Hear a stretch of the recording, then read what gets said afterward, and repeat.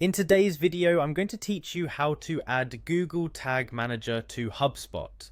This is a crucial step to ensure that you can effectively manage your marketing tags without having to modify your website code directly every time. Let's dive right in and make sure you have all the tools you need to get this done smoothly. First off, you'll want to go to the Google Tag Manager website. If you don't already have an account, you'll need to create one.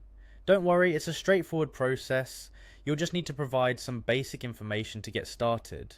Once your account is up and running, you'll need to create a container for your website. Think of a container as a central hub where you manage all your tags for a specific site. If you already have an account and container, that's great, just select the existing one. Next, head over to the admin section within Google Tag Manager. From there, look for the Install Google Tag Manager option. This is where you'll find two essential pieces of code.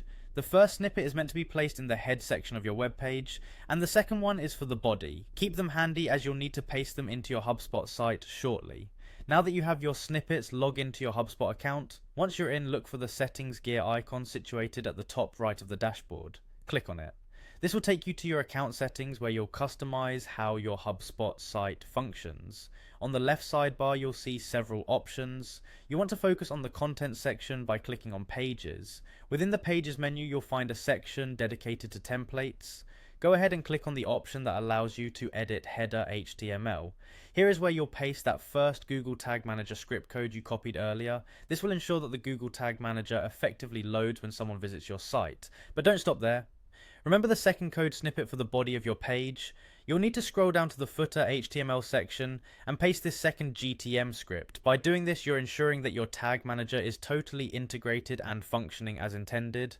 Once both snippets are correctly placed in your header and footer HTML sections, go ahead and click Save. This is a vital step as it ensures all of your changes are implemented and operational. And there you have it. You've successfully added Google Tag Manager to your HubSpot site, making your website's tag management both seamless and efficient.